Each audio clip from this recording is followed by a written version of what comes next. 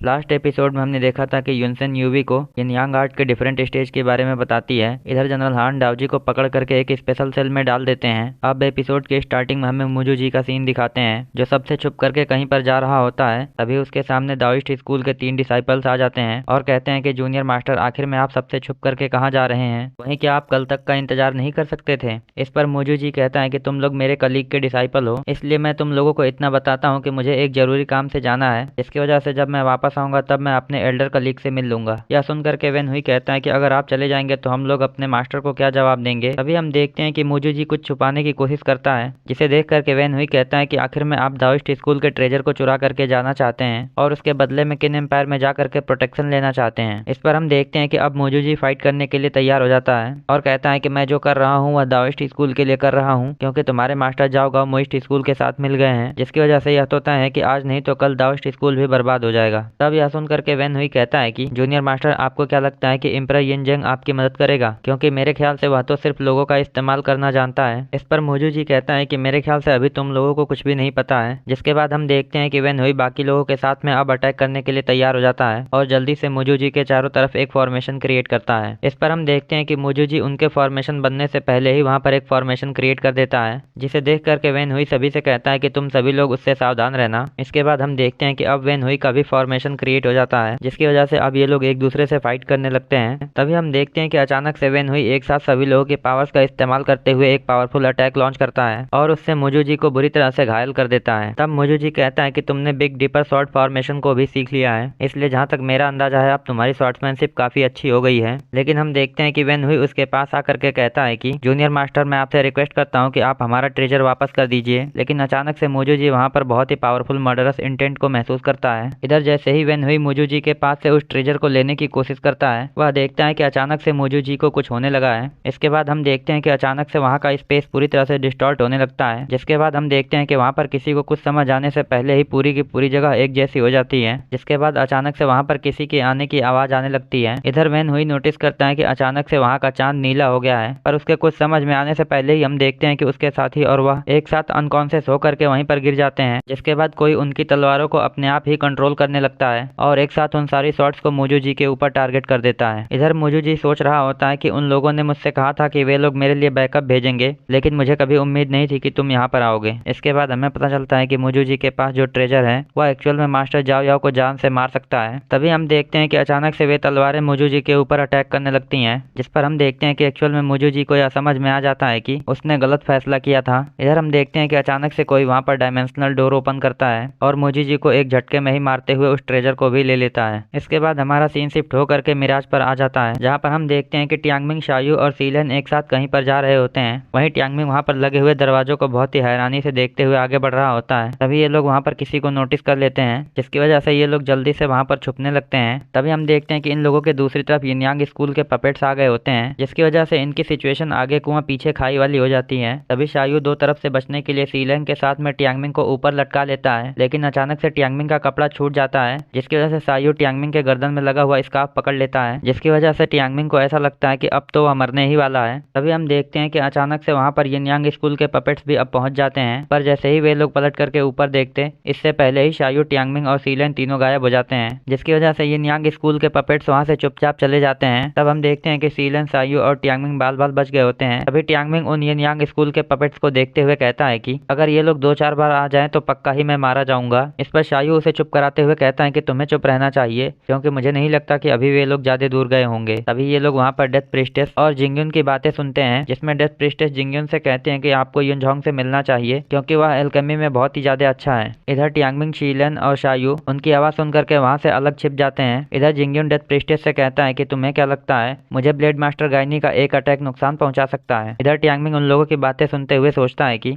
तो जिंगयुन और death priestess हैं जिन्होंने मेरे मैकेनिकल टूल को चुरा लिया है। तभी डेथ प्रीस्टेस जिंगयुन से कहती है कि मुझे कुछ समझ नहीं आया। तब जिंगयुन उसे बताता है कि एक्चुअल में वहाँ पर बाकी लोग मेरे लिए कुछ भी नहीं थे, पर फिर भी ब्लेड मास्टर गायनी के अलावा वहाँ पर एक इंसान था जो मेरा ओपोनेंट बनने के लायक था। यह सुनते ही डेथ प्रीस्टेस को समझ में आ जाता है कि जिंगयुन वेई जुआंग की बात कर रहा है। तभी जिंगयुन उसे आगे बताता है कि एक्चुअल में उस दिन ब्लेड मास्टर गायनी अपनी इनर स्ट्रेंथ का इस्तेमाल नहीं कर सकता था, जिसकी वजह से भले ही वह 3 टैलेंटेड स्वॉर्ड एरे का इस्तेमाल कर रहा था, लेकिन इसके बाद भी ब्लेड मास्टर गायनी को वहाँ पर काउंटर अटैक करने में दिक्कत हो रही थी, जिसकी वजह से अगर मैं चाहता तो उसे अपने एक हाथ का इस्तेमाल करते हुए हुए भी मार सकता था। पर अगर वेई जुआंग की बात करें तो वह क्विकसैंड का लीडर है और ऊपर से उसने एक बार किन एम्पायर की मदद भी की थी, जिसकी वजह से मैं उसके असली इरादे को समझ नहीं पा रहा था। इसके बाद आगे जिंगयुन बताता है कि एक्चुअल में उसने अपना एक हाथ इसलिए बचा करके रखा था ताकि वह वेई जुआंग से डील कर सके। इसके अलावा ब्लेड मास्टर गाइनी और वेई जुआंग दोनों ही घोस्ट वैली के स्टूडेंट हैं। यह सुनकर के डेथ प्रीस्टेस कहती है कि हाँ यह सच है। तब जिंगयुन कहता है कि एक्चुअल में ब्लेड मास्टर गाइनी ने मेरे राइट हैंड पर अटैक किया था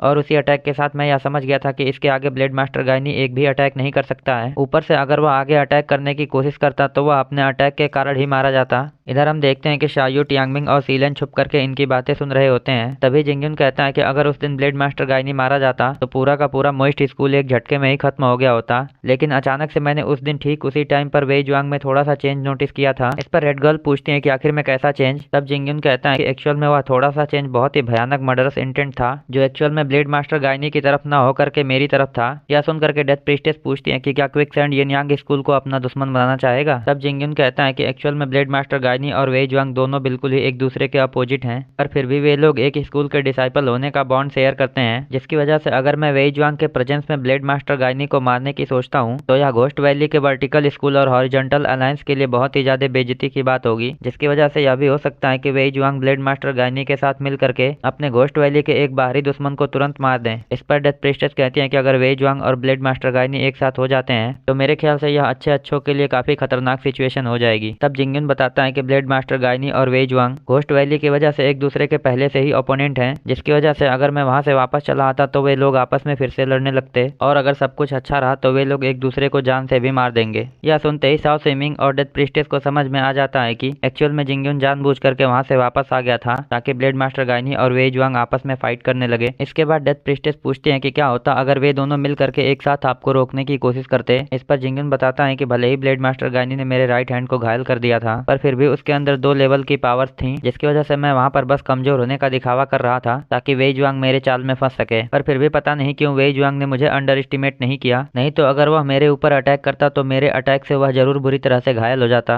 इधर जिंगयुन की बातें सुन करके साइयो सोचता है कि मैंने कभी यह नहीं सोचा था कि एक्चुअल में जिंगयुन इतना पावरफुल होने के साथ में इतना चालाक भी हो सकता है। इसके बाद जिंगयुन बताता है कि एक्चुअल में मैं उस दिन दुश्मनों को हराने नहीं गया था, मैं तो उस दिन के फाइट का इस्तेमाल करके उनकी कोर स्ट्रेंथ के बारे में जानना चाहता था ताकि टाइम आने पर मैं उन्हें बुरी तरह से हरा सकूं। ठीक उसी तरह से जैसे तुमने उस दिन टियांगमिंग की जान नहीं ली थी, जिसकी वजह से हमें पता चला कि टियांगमिंग के अंदर प्रीवियस मोइस्ट स्कूल के लीडर की इनर स्ट्रेंथ है। यह सुनकर के डेथ प्रीस्टेस कहती है हाँ सच में उसके अंदर प्रीवियस मोइस्ट स्कूल के लीडर की भयानक इंटरनल स्ट्रेंथ है, जिसकी वजह से टियांगमिंग अपने एज का सबसे खतरनाक मार्शल आर्ट प्रैक्टिशनर है। तभी अचानक से जिंगयुन वहां पर कुछ नोटिस कर लेता है, जिसके बाद हमारा एपिसोड यहीं पे एंड होता है। I hope you guys like this video and subscribe my channel. और अगर आपने लास्ट एपिसोड ना देखा हो तो लेफ्ट वाली वीडियो पर क्लिक करके देख सकते हैं।